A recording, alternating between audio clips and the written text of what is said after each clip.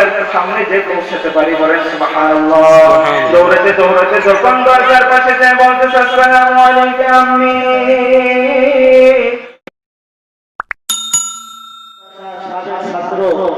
হাফেজ মোহাম্মদ লিমন হাসান, ইমাম মসজিদ খন্দকার বাড়ি, শাহী জামে মসজিদ, আইজাতে খুলনা। নামাজ পড়াচ্ছে কেমন সময় সামি আল্লাহু লিমান হামিদা বলছে। আমরা যখন ইমাম সাহেবের পিছনে নামাজ পড়ি, এই কাজটা তো সবাই যায় না, সবাই করি আমরা, যে সামি আল্লাহু লিমান হামিদা। ওই সময় আমরা কি করি, যে রব্বানা লাকাল হামদ। এই হাম মানে প্রশংসা করলাম কার? আল্লাহ রাব্বুল আলামিনের। প্রশংসা করলাম কার? আল্লাহ রাব্বুল আলামিনের। এতে কি আল্লাহ তাআলা খুশি হন না? অবশ্যই খুশি হন। তা যখন আল্লাহ রাসূল সামি আল্লাহু লিমান হামিদা বলল, অন্যান্য সাহাবীরা রব্বানা লাকাল হামদ বলছে, কিন্তু ওর ভিতর থেকে আস্তে করে একটা আরেকটা শব্দ চলে আসে। সেই শব্দটা কি? হামদান কাসীরান তাইয়্যিবান মুবারাকান ফি। এটা কিন্তু আমরা সবাই পড়ি। হঠাৎ করে একজন সাহাবী ওই নামাজের অত অবস্থায় পড়ে ফেলছে। পড়ে ফেলার পরে আল্লাহ রাসূল নামাজ শেষ করছে। নামাজ শেষ করে পিছে ফিরে তাকাইছে, তাকায় বলতেছে, ও সাহাবীরা, আমি তো তোমাদের এই তাসবিহ শিক্ষা দিই, হামদান কাসীরান তাইয়্যিবান মুবারাকান ফি। এইটা কে পড়ছে জলদি দাঁড়া। এখন যে সাহাবী পড়ছে সেই সাহাবী কয়টা কাঁপতেছে থরথর করে। আল্লাহ রাসূল জীবনে এই দোয়া পড়তে শিখায় না, আজকে পড়লাম কেন, খবর আছে। তা যখন বইটা থরথর করে কাঁপতেছে, এমন সময় আল্লাহ রাসূল নির্ভয় হলো, যে সাহাবী কোনো ভয় নাই, দাঁড়াও। সঙ্গে সঙ্গে ওই সাহাবী কাঁপতে কাঁপতে দাঁড়াইছে। আল্লাহ রাসূল বলে, তাসবিহ তুমি করছো? বলছে, ইয়া রাসূলুল্লাহ, ইয়া হাবিবাল্লাহ, এই তাসবিহ আমি করছি। বলে, করছো কেন? তোমাকে শিক্ষা দিয়েছে এই তাসবিহ? বলছে, না রাসূলুল্লাহ। তাই করছো কেন? বলতেছে যে আপনি যখন সামি আল্লাহু লিমান হামিদা বলেন, আল্লাহ রাব্বুল আলামিনের প্রশংসা করেন, ওই প্রশংসা কতটুকু আমার অন্তরকে শান্তি পায় না, তৃপ্তি পায় না। রব্বানা লাকাল হামদ বলি, এতটুকু তাসবিহ করে আমার অন্তরের ভিতর শান্তি হয় না। এর জন্য আমি আরেকটু তাসবিহ যোগ করে দিচ্ছি, যে হামদান কাসীরান তাইয়্যিবান মুবারাকান। আল্লাহ রাসূল বলতেছে যে, ও সাহাবী, আমি যা দেখি তা তো তোমরা দেখো না। দেখো সাহাবী বলতেছে যে, রাসূলুল্লাহ, আমি তো দেখতে পাই না। বলে, যখন অতটুকু তাসবিহ করছে, সঙ্গে সঙ্গে 33 জন বড় বড় ফেরেশতা। এখানে বড় বড় ফেরেশতা কেন বলা হয়েছে? যে সবচেয়ে ছোট যে ফেরেশতা সেটা উহুদ পাহাড় সমান। সুবহানাল্লাহ, সুবহানাল্লাহ বলবেন না? সবচেয়ে যে ছোট ফেরেশতা আল্লাহ রাব্বুল আলামিন কিন্তু লক্ষ লক্ষ কোটি কোটি ফেরেশতা নিযুক্ত করেছে আমাদের নিয়ামতের জন্য। তো এই যে ফেরেশতাদের ভিতর সবচেয়ে যে ছোট ফেরেশতা সেটাও উহুদ পাহাড় সমান। আল্লাহ রাসূল বলতেছে, সাহাবী, তোমার এতটুকু আল্লাহর প্রশংসা করার জন্য একটা নয়, দুইটা নয়, পুরো 33 জন বড় বড় ফেরেশতারা তারা প্রতিযোগিতা শুরু করে দিয়েছে এই সব থেকে আগে আল্লাহ রাব্বুল আলামিনের দরবারে পৌঁছে দিতে পারে। বলে সুবহানাল্লাহ। এর জন্য প্রশংসা করতে আমরা রাজি আছি তো ইনশাআল্লাহ। সর্বক্ষেত্রে সর্ব অবস্থায় প্রশংসা হবে কার? আল্লাহ রাব্বুল আলামিনের। এখন মাহফিলের যে অবস্থা, মাহফিল এত বড় একটি নিয়ামত, একটা জান্নাতের বাগান। কিন্তু দেখেন আজকে আপনাদের এখানে একটা জান্নাতের বাগান হয়েছে, কিন্তু সবার কানে মাইকের আওয়াজ ঠিকই যাচ্ছে, কিন্তু সবার ক্ষেত্রে আসার মতো তৌফিক আল্লাহ দেননি। বুঝছে? সবাইকে দেখেন ইচ্ছা করে আসতে পারবে। আল্লাহ যাকে তৌফিক দেবে শুধু সেই আসতে পারে। আপনি মনে করতেছেন যে আমি আমার ইচ্ছা, বা অনেকে বাসায় বসে মনে করতেছে আমি আমার ইচ্ছে যাচ্ছি না। অনেকে টিভি দেখতেছে, অনেকে বিভিন্ন কাজে আছে, অনেকে দোকান পাতে আছে, বিভিন্ন কাজ করতেছে, কিন্তু আসলে না, আল্লাহর তৌফিক না দিলে কিন্তু আপনি আমি কেউ কিন্তু এখানে আসতে পারবো না। একটা উদাহরণ যদি দিই, যে আপনি আপনার বিয়ের বাড়ি বেড়াইতে যাবেন, তা যখন বিয়ের বাড়ি বেড়াইতে যাবেন, তা খালি হাতে তো যাওয়া যাবে না, যাবে কিছু ফলপত্র নিতে হবে। তা আপনি রাস্তায় একটা আপেলের দোকানের পাশে দাঁড়াইছেন যে কিছু আপেল কিনতে হবে। তা আপেলের দোকানে তো আর 10টা 5টা আপেল থাকে না, থাকে তো শত শত আপেল। তো এখন আপনি তো শত শত কয়েক কেজি ধরে তো বিয়ে বাড়ি নিয়ে চলে যাবেন না নাকি? ওইখান থেকে দাঁড়াবেন, দাঁড়ানোর পর ওই যে শত শত যে আপেলগুলি আছে ওর ভিতর থেকে কিছু কিছু আপেল আপনি বাঁচবেন। ওই শত শত আপেলের ভিতর কোনটা সুন্দর, কোনটায় পোকা নাই, কোনটা একটু বড়, কোনটায় এমাটা নাই, এমন দেখে দেখে মাত্র কয়েকটা মাত্র আপনি আপেল বাইছে ওই ব্যাগের ভিতর ঢুকাইছেন। ব্যাগের ভিতর যাওয়ার মতো, বিয়ে বাড়ি যাওয়ার মতো উপযুক্ত কিন্তু সফল হয় নাই। ওই শত শত ফলের ভিতর থেকে মাত্র দেখা যায় 1 কেজি ফল ওই ব্যাগের ভিতর যায়, ব্যাগের ভিতরের জন্য উপযুক্ত হয়েছে এবং ওইটা বিয়ে বাড়ি পর্যন্ত চলে গেছে। ওভাবে যে এলাকায় হাজার হাজার মানুষ, কিন্তু আল্লাহ রাব্বুল আলামিন সবাইকে কিন্তু পছন্দ করেননি। ওই হাজার হাজার লোকের ভিতর থেকে আপনাকে আমাকে বেছে বেছে বেছে বেছে তারপরে জান্নাতের বাগান আসার মতো তৌফিক কিন্তু দান করেছে, বলেন আলহামদুলিল্লাহ। আজকে মাহফিলে তো আমরা আসতেই চাচ্ছি না, মাহফিলটা কি জিনিস সেটা তো বোঝার চেষ্টা করি। মাহফিল অনেক প্রোগ্রাম, যখন দেখা যাবে মালাকুল মাউত সামনে চলে আসবে, মালাকুল মাউতকে দেখার সঙ্গে সঙ্গে কি সে চোখটা উল্টে যাবে, জিহ্বা কয়েক হাত বের হয়ে যাবে, মালাকুল মাউত এসে পিটাতে থাকবে, রুট একবার পায়ের কাছে একবার মাথার কাছে সব ফট করতে থাকবে। ওই দিন বলবো আমি কোন মাউত না কোন নিপাতে আছে, আমি কোন মাউত কোন রকির আমরা সবকে নিয়ে জানি করে ওই সময় যখন পিটাতে থাকবে, ওই সময় বলবো কি যে মালাকুল মাউত এখন একটু সময় দে, এখন নামাজ পড়বো, হজ করবো, রোজা করবো, মাঠের গুলিতে যাবো, কিন্তু ওই সময় মালাকুল মাউতকে আর সময় দিবে আর সময় দেবে না। অনেক সময় দিতে সময়গুলিতে বলছো যে নামাজ পড়নি, রোজা করনি, ঘরের পাশে মাঠের গুলি হয়েছে, ঘরের ভিতরে শুয়ে বসে টিভিতে ভিতর কাটাইছো, আজকে কোনো ক্ষমা তোমাদের জন্য নেই।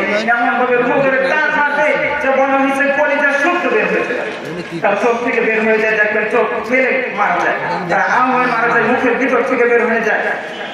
যখন রূহটা নিয়ে আসমানের দিকে যাবে, আসমানের ফেরেশতারা বলবে এর জন্য আসমানের ভিতর কোনো জায়গা নেই, নিচে নিক্ষেপ করো। সংগঠকে নিক্ষেপ করার পরও সাত মাটির নিচে জাহান্নামের ভিতর চলে রূহটা পড়ে যাবে, শুধু আজাব আজাব আজাব খেতে খেতে চোখ থেকে পানি শেষ হয়ে যাবে, চোখ থেকে রক্ত বের হয়ে যাবে। কি ভয়াবহ অবস্থা! ওই দিন যদি উপনীতে না হতে চায়, জীবনে কত গুণাগুলি করছি, অহরহ কবিরা সগীরা ছেলে পিতা জানা ইচ্ছে সকলের প্রকাশে এক একটা গুণের করতে ৭,০০০ বছর জাহান্নামের আগুনে চলতে হবে। এখন আমাদের কি করতেছি? কেন মাহফিল আসতেছি না? এখনো কেন ক্ষমা চাচ্ছি না আল্লাহ রাব্বুল আলামিনের কাছে? অবশ্যই আসেন, মাসে এখন পাঠা পড়ে রয়েছে, এখন যে সময় আপনারা ঘরে বসে রয়েছে, তাদের যে ছেলে আছে, স্বামী আছে, ভাই আছে, তাদের ধরে এই জান্নাতের বাগানে পাঠিয়ে দেয়। আজকে তাদের পাঠিয়ে দেওয়ার কারণে এই সিনা হয়ে যাচ্ছে, আমাদের ময়দানে আসেন নাজাত দিতে পারেন। এজন্য এখন সময় আছে ভাইরা, যারা এখন মাঠে দেখতেছি রাস্তার পর অনেকে দাঁড়িয়ে থেকে ভাই জান্নাতের বাগানে যদি না বসে ওই দোকানে বসেন, তাহলে জান্নাতের বাগানের বিরান নিয়ামত আয়েশা পাবেন না। এজন্য আপনাদের কিছু অনুরোধ, মাঠ রয়েছে, মাঠে আসুন, একটু জান্নাতের বিরান নিয়ে যান, জান্নাতীদের কাতারের ভিতরে একটু নামটা দেখাই যায়। আজকে যে বিষয় আপনাদের সামনে আলোচনা করতে যাচ্ছি, যে অনেকে বুঝতে পারছেন যে কোন বিষয়টা আলোচনা করছে।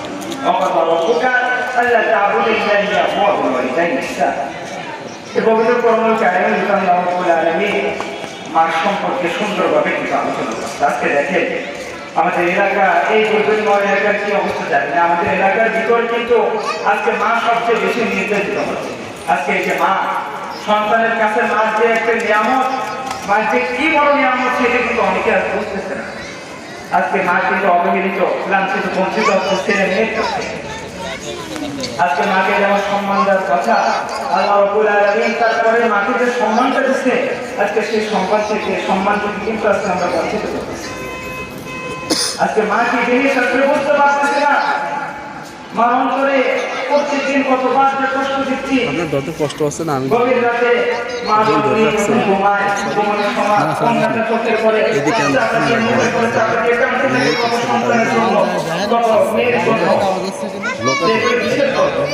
যে এই যে মা বাবার যে নিয়ামতগুলি আছে, এগুলো কিন্তু আমরা বুঝতে পারছি। খেয়াল করে যদি আলোচনার সঙ্গে তাহলে বুঝতে পারছেন, কিন্তু খেয়াল আমাদের গেলে কিন্তু আপনারা এই আলোচনার মজা নিতে পারবেন। এজন্য পিতা মাতার কিন্তু অবশ্যই অনেক বড় নিয়ামত তাদের ক্ষেত্রে। আল্লাহ রাব্বুল আলামিন আয়াতের ভিতর বলতেছে যে যখন তোমাদের পিতা মাতার কেউ একজন মুরব্বী হয়ে যায়, বার্ধক্য বয়স হয়ে যায়, ওই সময় তোমরা কি আচরণ করো না, এমন কোনো আচরণ করো না যে অশ্লীল না, তোমার মুখ থেকে একদম মুখ পর্যন্ত শব্দ বের হয়ে যায়। অনেক সময় কিন্তু দেখা যায় যে দুইটার সময় কিন্তু মানুষের সেন্সে কাজ করে না। কয়টার সময়? দুইটার সময় কিন্তু মানুষের সেন্সে কাজ করে না, একটা বলবেন আরেকটা করে। ওই করে যাইতে বলতেছে কি আমার আশা আমার জন্য নিয়ে আসতো, বলতেছে আপনি কিন্তু দুই হাত করে আল্লাহ রাব্বুল আলামিনের কাছে দোয়া করে দিবেন যাতে আল্লাহ রাব্বুল আলামিন আমার মাকে পরিপূর্ণ হেদায়েত দিয়ে দেয়। সঙ্গে সঙ্গে রাসূলুল্লাহ হাবিবাল্লাহ দুইটা হাত যখন আসমানের পথে তুলে ধরছে, সঙ্গে সঙ্গে হুরায়রা রাদিয়াল্লাহু তাআলা জোরে একটি দৌড় মারছে। রাস্তা থেকে এত জোরে দৌড়াচ্ছে যে কোনো মানুষ তার জামা টেনে ধরতেছে, কেউ হাত টেনে ধরতেছে, কেউ তাকে থামানোর চেষ্টা করতেছে। বলতে হুরায়রা সারাটা জীবন তোমাকে দেখেছি অত্যন্ত নরম, অত্যন্ত বদন, সব সময় নরম ভাবে চলাফেরা করো, কিন্তু আজকে এমন ভাবে দৌড়চ্ছে কেন? তোমার ঘরে কি আগুন লেগেছে? তোমার ঘরের ভিতর কি কোনো ডাকাতি হয়েছে নাকি চুরি হয়েছে? হুরায়রা রাদিয়াল্লাহু তাআলা বলেন, এই দুনিয়ার মানুষরা কান্ত করে ভালো করে শুনে নাও, আমার ঘরে আজকে আগুন লেগে নাই, আজকে ডাকাতি হয় নাই, চুরি হয় নাই, আজকে বিশ্ব রাসূল আমার মার জন্য হাত তুলেছে। আমি দেখতে চাই আল্লাহ রাব্বুল আলামিনের কাছে বিশ্ব রাসূলের দোয়া আগে কবুল হয় নাকি আমি আগে দৌড়ে আমার মার দরজার সামনে যে পৌঁছাতে পারি? বলেন সুবহানাল্লাহ। দৌড়াতে দৌড়াতে যখন দরজার পাশে যায় বলতে আসসালামু আলাইকুম আম্মি, মরার সঙ্গে সঙ্গে বলে ওই পাশ থেকে সালাম ভেসে আসছে। ওই সালামের ভিতর আগের মতো সেই কর্কর আর বাসা নেই, আগের মতো সেই রাগন্নতি বাসা ওই কণ্ঠের ভিতর আর নেই। সুন্দর একটি বাসা আসছে, মায়াবী কণ্ঠ আসছে। যখন দরজাটা খুলছে দেখে চোখ থেকে টপ টপ করে মা জননীর পানি পড়ছে। বলছো হুরায়রা রে, সারাটা জীবন তোকে কত কষ্ট দিলাম, রাসূলের কলেমা পরিস্থিতি বলে আমি ভুলটা বলে বুঝতে পারছি। এখনই সঙ্গে সঙ্গে বিশ্ব রাসূলের কালিমাখানা আমাকে পড়িয়ে দিলাম, লা ইলাহা ইল্লাল্লাহু মুহাম্মাদুর রাসূলুল্লাহ। সঙ্গে সঙ্গে কলেমা পড়ে মুসলমান হয়ে গেছে। কিন্তু এখান থেকে কি প্রমাণ যে রাসূলের সাথে, এখানে প্রমাণ পাবো কি মার সাথে কোন সময়ের জন্য বেয়াদবি করা যাবে। তারা কাফের হোক, তারা ইহুদি হোক, বা যত বড় খারাপ হোক, সে আপনার সাথে যদি কোন রকম আপনি গায়ে হাত তোলে, আপনার সাথে রাগারাগি করে, আপনার কিন্তু রাগারাগি করা কিন্তু যাবে না। কারণ কি, যে কত বড় নিয়ামত মা আজকে আপনাদের বলে যায়। রাসূলুল্লাহ ইয়া হাবিবাল্লাহ শত শত সাহাবী নিয়ে বসে আছে।